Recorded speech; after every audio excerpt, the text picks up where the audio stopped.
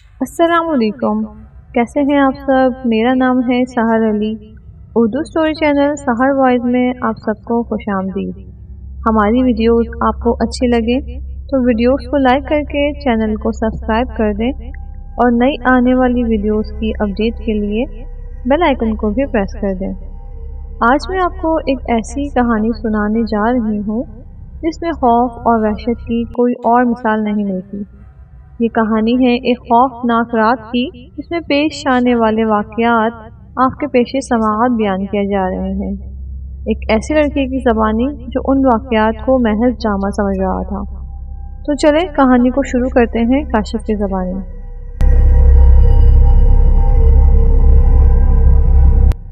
تھکن سے میرا برا حال تھا۔ پورے 2.5 گھنٹے گروسری اسٹور میں گزار کر سامان سے لدے ہوئے تھیلے اٹھا کر جب میں گھر میں داخل ہوا، میرے منہ میں جیسے کرواہٹ گھل گئی۔ باہر سورج آگ برسا رہا تھا، مگر ٹھنڈے ٹھنڈے لاؤنج میں صوفے پر نیم دراز انکل شہزاد انتہائی آرام و سکون سے اخبار کا مطالعہ کر رہے تھے۔ میری آہٹ محسوس کر کے انہوں نے اخبار کے پیچھے سے اپنا چہرہ نمودار کیا اور بڑی ہی عجیب اسمائل دی۔ میں نے خود پر کنٹرول کرتے ہوئے ان کو سلام کیا، اس کا جواب دیتے ہی انہوں نے دوبارہ اخبار میں اپنا چہرہ چھپا لیا۔ ارے کاشف، آ گئے بیٹا؟ زہرا خالہ کچن سے چائے کا کپ لے کر برآمد ہوئی، جو انہوں نے انکل کے سامنے رکھ دیا۔ ٹھہرو، میں تمہارے لیے بھی چائے لے کر آتی ہوں۔ ارے نہیں خالہ، میں اس سڑی ہوئی گرمی میں چائے کے نام سے ہی گھبرا گیا۔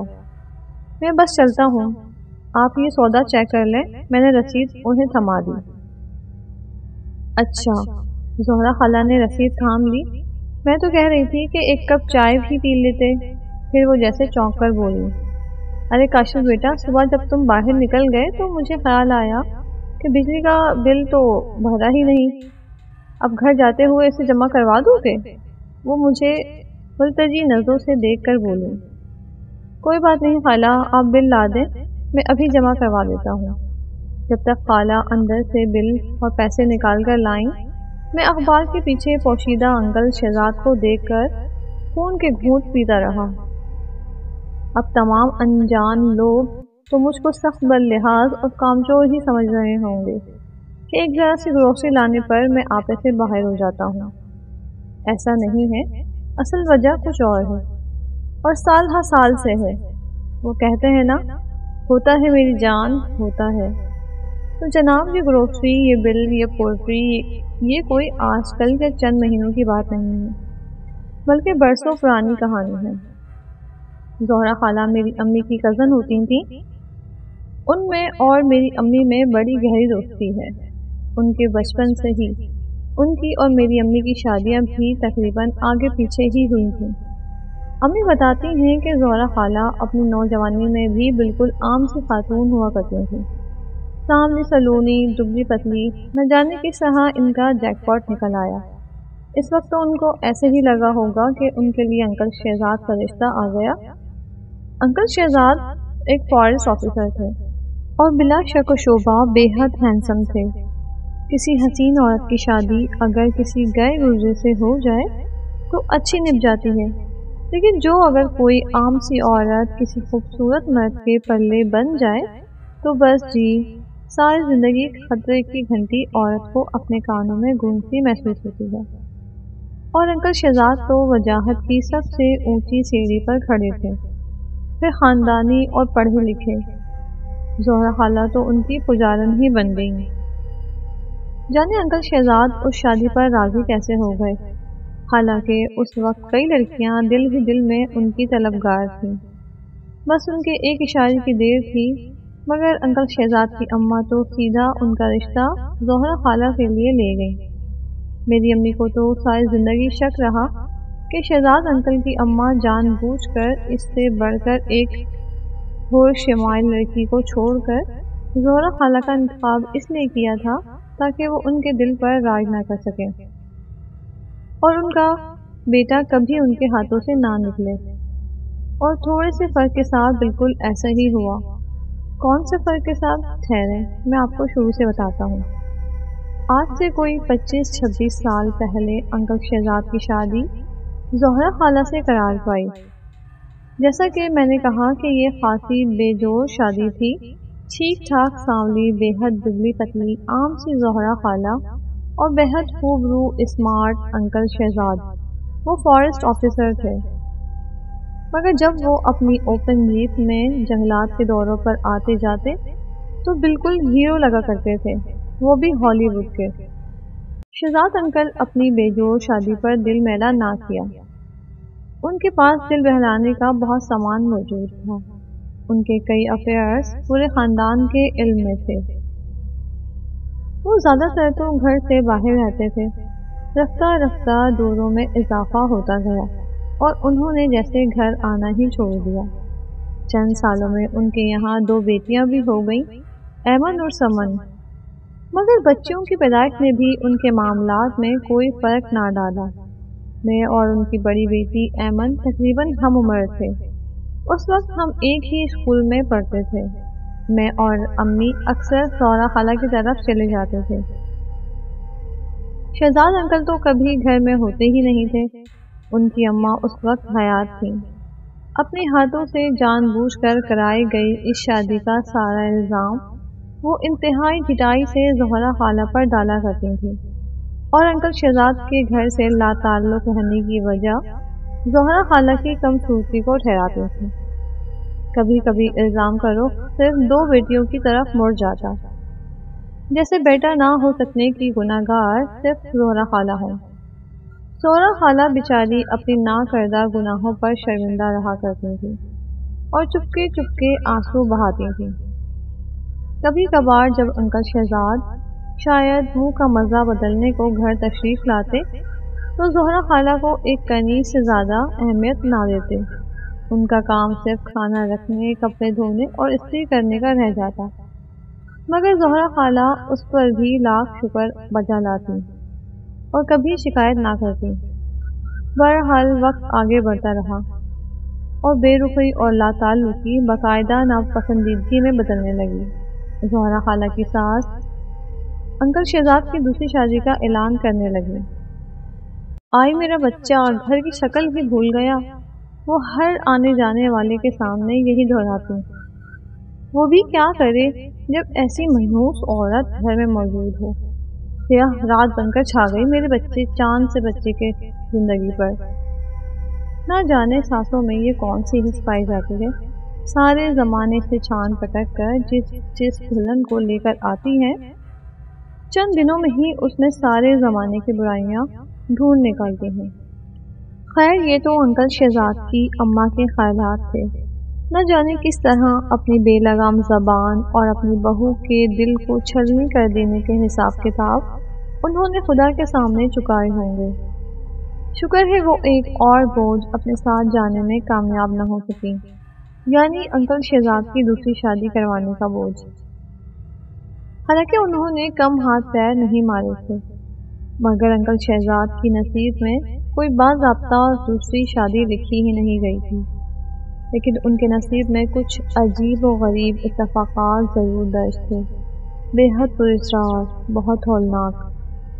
ہوا کچھ یوں کہ کدھر گھر کی شکل بھی نہ دیکھتے اور کہاں وہ ایسے گھر لوٹے کہ پھر گھر سے قدم باہر نکالنا چھوڑ دیا۔ کیسی آوارگی، کیسی تفریح، یہاں تک کہ کیسی نوکری، سب چھوڑ چھاڑ دیا، صرف ہر وقت زہرا خالہ کو آوازیں لگاتے، بس تم ہر وقت میرے پاس رہا کرو، وہ التجا کرتے۔ زہرا خالہ کی ساس کے تن بدن میں آگ لگ جاتی۔ ضرور کل موہی نے جادو ٹونا کروایا ہوگا، ان کو پکا یقین تھا، مگر معاملہ اتنا سادہ نہیں تھا۔ انکل شہزاد نے در حقیقت نوکری ووکری سب چھوڑ دی، کہیں بھی آنا جانا ترک کر دیا، گھر کے سب سے اندرونی کمرے خوف زدہ بیٹھے رہتے، صرف اس وقت تھوڑے مطمئن نظر آتے جب زہرا خالہ ان کے پاس ہوتی۔ یہ صورتحال پورے خاندان والوں کے لیے تشویش کا باعث بن رہی تھی۔ سب کے بار بار پوچھنے پر انہوں نے ایک واقعہ سنایا۔ پچھلے دنوں جب میرا تبادلہ ایک دور دراز علاقے میں ہوا تھا تو وہاں سے میرے ساتھ بھیانک واقعات کا سلسلہ شروع ہو گیا۔ میں ایک شام کسی سنسان جگہ سے گزر رہا تھا کہ میری جیپ ایک جھٹکے سے رک گئی۔ میں نے اسے اسٹارٹ کرنے کی بہت کوشش کی مگر وہ اسٹارٹ ہو کر نہیں دے رہی تھی۔ میں جیپ سے باہر نکلا اور کسی مدد کی تلاش میں پیدل چلنے لگا۔ شام کا اجالا رات کے اندھیرے میں بدل رہا تھا۔ میں جانے کہاں نکل آیا۔ چلتے چلتے ایک عجیب احساس ہونے لگا، جیسے میں اکیلا نہیں ہوں، کوئی میرے ساتھ چل رہا ہے۔ میں نے غور کیا تو مجھے باقاعدہ کسی کے لباس کی سرسراہٹ محسوس ہونے لگی۔ جب میں رکتا تو آواز بھی رک جاتی۔ میں گھبرا کر واپس مڑ گیا، تیز تیز قدم اٹھا کر جیپ کے قریب پہنچ گیا۔ تیز چلنے سے میں ہانپ گیا، مگر میرے ساتھ چلنے والی مخلوق بھی ایسی آوازیں نکال رہی تھی جیسے میرے پیچھے بھاگ کر وہ بھی تھک گئی ہو۔ شکر ہے کہ جیپ فوراً اسٹارٹ ہو گئی۔ میں آندھی طوفان کی طرح گاڑی بھگاتا گھر آ گیا۔ مجھے رہنے کے لیے جو گھر دیا گیا تھا وہ بہت ہی پرانا تھا۔ اس میں کمرے تو بے شمار تھے مگر وہ بہت خستہ حال تھے۔ میرا ملازم وہیں کا رہنے والا تھا۔ وہ میرے لیے کھانا بنا دیتا تھا اور صفائی وغیرہ کیا کرتا تھا۔ میرے رہنے کے لیے اس نے 2 کمرے صاف کر دیے تھے، باقی گھر کاٹ کباڑ سے بھرا ہوا تھا۔ گھر کے 3 طرف بہت بڑے لان تھے جو بالکل اجاڑ تھے۔ اس میں صرف بے تحاشا بڑھی ہوئی جھاڑیاں لگی ہوئی تھیں۔ کئی درخت بھی لگے ہوئے تھے جن کو دیکھ کر اندازہ ہو سکتا تھا کہ بہت قدیم ہیں۔ جب میں سونے لیٹا تو وہ پراسرار واقعہ مجھے یاد آ گیا۔ ویسے تو ڈر اور خوف سے میرا بالکل واسطہ نہیں تھا مگر ایک عجیب کیفیت مجھے مسلسل محسوس ہو رہی تھی، جیسے کوئی میرے آس پاس موجود ہے، کوئی انجانی چیز۔ میرے ملازم میرے برابر کمرے میں سو رہا تھا۔ میں نے سوچا اس کو آواز دوں کہ میرے کمرے میں نیچے اپنا بستر لگا لے، مگر مجھے شرم محسوس ہونے لگی کہ وہ کیا سوچے گا کہ صاحب ڈر رہے ہیں۔ نہ جانے کب مجھے نیند آ گئی اور نہ جانے کس طرح آدھی رات کو میری آنکھ کھل گئی۔ کمرے میں ایک عجیب بو پھیلی ہوئی تھی، بہت ناگوار۔ میں گھبرا کر اٹھ کر بیٹھ گیا۔ اچانک میرے کانوں سے ایک آواز ٹکرانے لگی، ایک چرچراہٹ، جیسے کوئی جھولا جھول رہا ہو اور جھولا بری طرح زنگ آلود ہو۔ آواز رفتہ رفتہ تیز ہو رہی تھی، اتنی تیز کہ کمرے میں دھمک ہونے لگی۔ اسی طرح وہ بدبو بھی تیز ہو رہی تھی، جیسے کچھ جل رہا ہو۔ مجھے یاد آیا یہ بدبو تو شام میں بھی محسوس ہوئی تھی جب میری جیپ بند ہو گئی تھی۔ میں ڈر سے کانپنے لگا کہ اچانک لائٹ بند ہو گئی۔ کمرے میں گپ اندھیرا ہو گیا۔ شفیق، شفیق! میں نے ملازم کو آواز دینے کی کوشش کی مگر میری آواز کمرے میں ہی گونج کر رہ گئی۔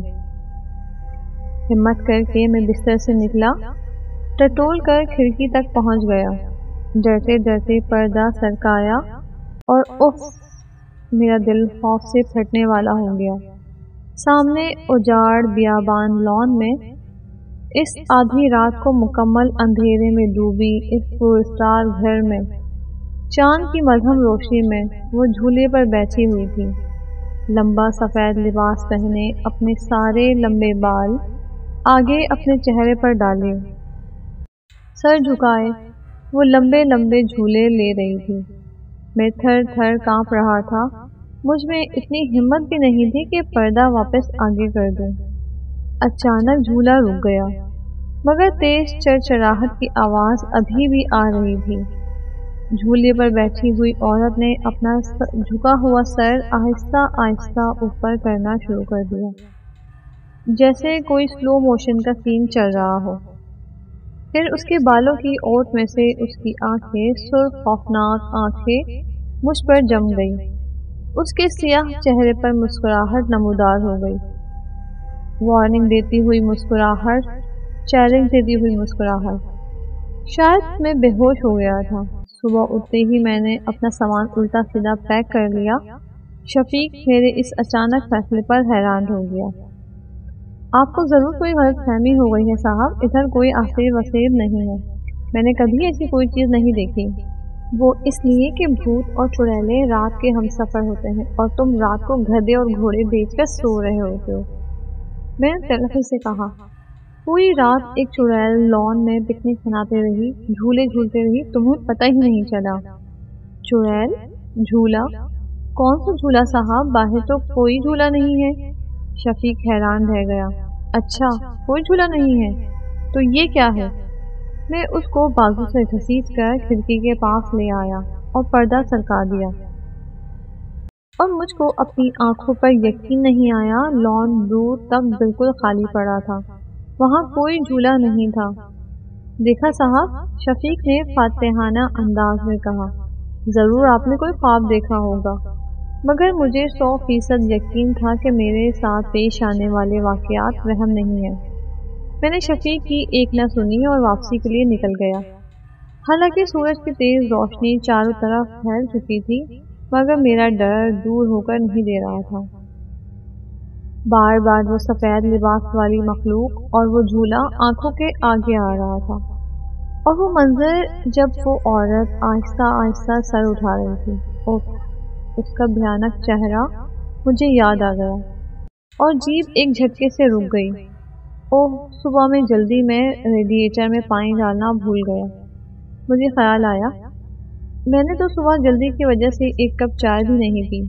میں جیپ سے باہر نکل آیا، شاید کوئی میری مدد کرے۔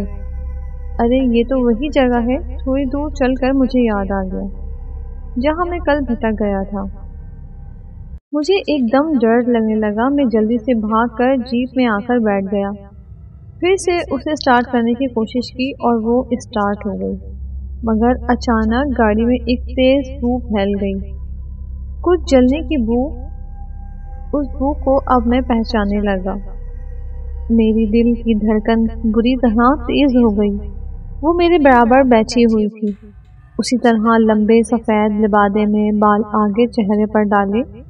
میں زندگی میں پہلی مرتبہ زور زور سے چیخنے لگا، ڈرو نہیں، میں تم کو کچھ نہیں کہوں گی۔ اس کی منمناتی ہوئی آواز سنائی دی، میں تم پر عاشق ہو گئی ہوں جب سے تم کو دیکھا ہے۔ مگر میں کیسے نہ ڈرتا، اس کی آواز بھی اس کی صورت کی طرح بدصورت اور بہت ڈراؤنی تھی۔ دیکھو، تم میرا پیچھا چھوڑ دو، میں تم سے ڈر کر ہی واپس جا رہا ہوں، خدا کے لیے یہاں سے چلے جاؤ۔ میں رونے والا ہو گیا۔ پیچھا تو اب میں کبھی نہیں چھوڑوں گی۔ اس کی خوفناک مسکراہٹ غائب ہو گئی، اس کی آنکھیں غصے میں بھر گئیں۔ میں تم کو چھوڑ کر کبھی نہیں جاؤں گی، کہیں نہیں جاؤں گی۔ نہ جانے کیسے میں نے گھر تک کا سفر طے کیا۔ وہ اسی طرح میرے برابر میں بیٹھی رہی۔ گھر پہنچ کر وہ ایک دم غائب ہو گئی۔ میں نے کچھ سکون محسوس کیا، مگر وہ تو وہیں تھی میرے ساتھ، صرف وہ کسی کو نظر نہیں آ رہی تھی۔ مگر جیسے ہی میں اکیلا ہوتا وہ آ جاتی، مسکراتے ہوئے، بلا وجہ کہے لگاتے ہوئے۔ وہ ایک پل کو میری جان نہیں چھوڑتی تھی۔ جب میں واش روم جاتا تو باہر دروازے سے لگ کر کھڑی ہوتی۔ وہ میرے سوا کسی کو نظر نہ آتی تھی، نہ ہی اس کی آواز کسی کو سنائی دیتی تھی۔ آرام سے کمرے کے کسی کونے میں موجود اپنی بالوں کی اوٹ سے مجھ کو دیکھتی رہتی، اور کبھی کبھی تو رات کو میری آنکھ کھلتی تو چھت سے الٹی لٹکتی میرے اوپر جھکی ہوتی۔ اس نے مجھے اتنا خوف زدہ کر دیا تھا کہ ڈر سے میرا دل بے حد کمزور ہو گیا۔ صرف اس وقت وہ چلی جاتی جب میری بیوی میرے ساتھ ہوتی تھی۔ رقابت کی آگ اس چڑیل سے بالکل برداشت نہیں ہوتی تھی۔ انکل شہزاد نے یہ سارا قصہ تفصیل سے اور ڈر سے کانپتے ہوئے سنا دیا تھا۔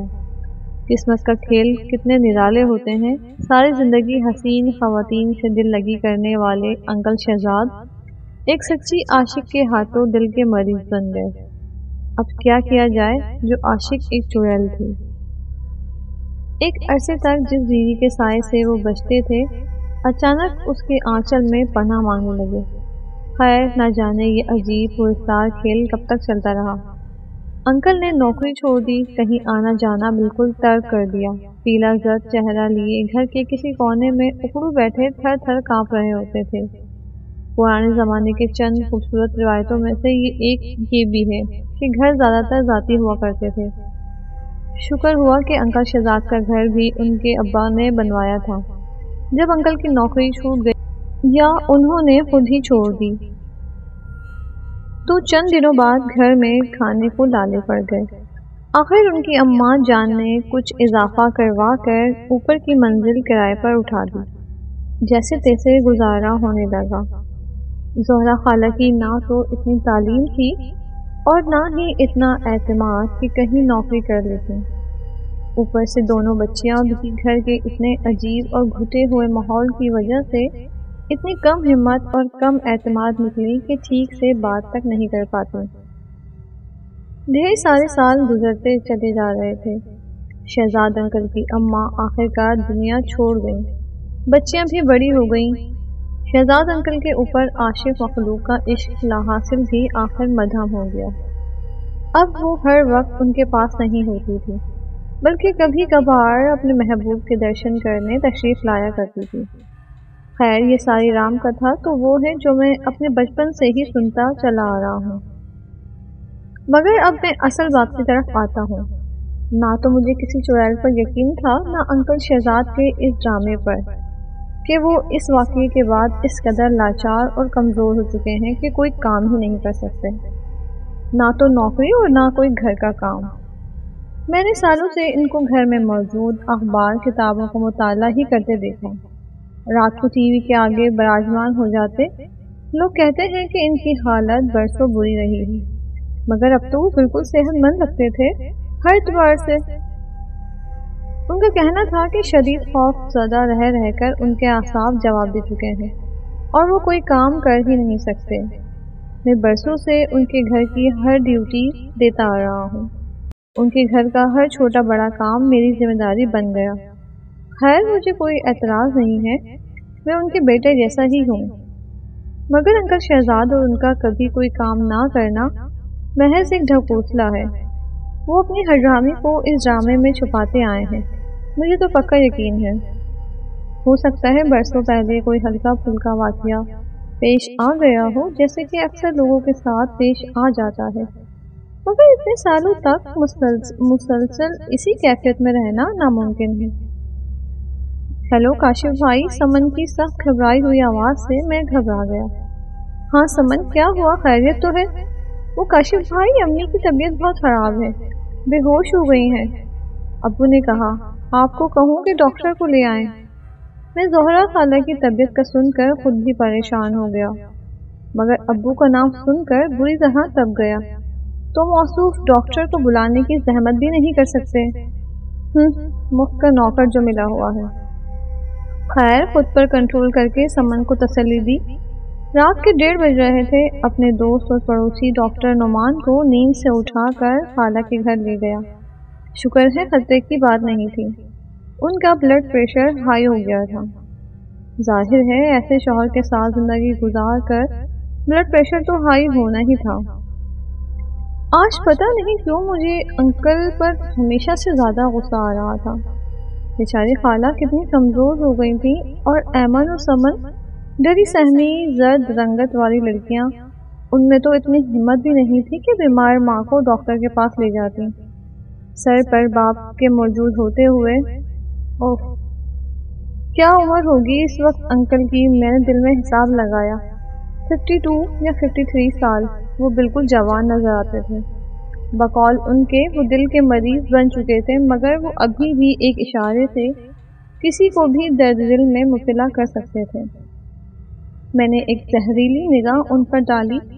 ان کے صرف چند بال سفید ہوئے تھے، چہرے پر کوئی شکن نہیں تھی۔ میرے ساتھ بیٹھے وہ یقیناً میرے بڑے بھائی لگ رہے ہوں گے، مجھ سے کہیں زیادہ وجیح بڑے بھائی۔ کاشف بھائی، آپ آج یہیں رک جائیں پلیز، امی کی طبیعت ٹھیک نہیں ہے، ڈر لگ رہا ہے۔ سمن نے التجا کی۔ میں ویسے تو اکثر یہاں آتا جاتا رہتا تھا، مگر رات کو رکنا مناسب نہیں لگ رہا تھا۔ مگر سمن کے پیلے چہرے کو دیکھ کر مجھے ترس آ گیا۔ چلو ٹھیک ہے، میں امی کو فون کر کے بتا دیتا ہوں۔ سمن مطمئن ہو گئی۔ میرا بستر انکل شہزاد کے کمرے میں لگا دیا گیا۔ میں نے کوفت محسوس تو کی مگر سارے دن کا تھکا ہوا تھا اور اس وقت رات کے 3 بج رہے تھے۔ میں لیٹتے ہی سو گیا مگر رات کو اچانک میری آنکھ کھل گئی، جیسے ہوا کا تیز جھونکا میرے چہرے سے ٹکرا گیا ہو۔ ایک عجیب بو محسوس ہو رہی تھی، جیسے کچھ چل رہا ہو۔ پھر ایک آواز کمرے میں گونجنے لگی، چر چر، جیسے کوئی جھولا جھول رہا ہو، زنگ آلو جھولا۔ میں نے اٹھنے کی کوشش کی مگر میرا جسم جیسے پتھر کا بن گیا تھا۔ جھولے کی آواز تیز ہونے لگی، میں نے آنکھیں پوری کھول دیں۔ کمرے میں مدھم روشنی پھیلی ہوئی تھی، اس ملکجی روشنی میں کوئی اندر داخل ہو گیا، سفید لباس میں، بال آگے ڈالے۔ وہ آہستہ آہستہ انکل شہزاد کی طرف بڑھ رہی تھی۔ میرا دل خوف سے پھٹنے لگا۔ وہ انکل کے قدموں میں بیٹھ گئی، ان کے پیر سہلانے لگی۔ انکل نیند میں کھسمسائے، اس نے آہستہ سے اپنے منہ سے بال ہٹا دیے۔ انکل شہزاد نے ساری زندگی اس بھیانک چہرے کا جو نقشہ کھینچا تھا وہ تو کچھ بھی نہیں تھا، وہ کہیں زیادہ مکروہ تھی۔ اچانک اس کی سرخ آنکھیں مجھ سے ٹکرائیں، میں ڈر سے کانپ رہا تھا۔ وہ مسکرانے لگی، پھر مجھ پر نظر جمائے ہوئے اس نے اپنی کالی سیاہ زبان نکالی اور انکل کے قدموں پر رکھ دی۔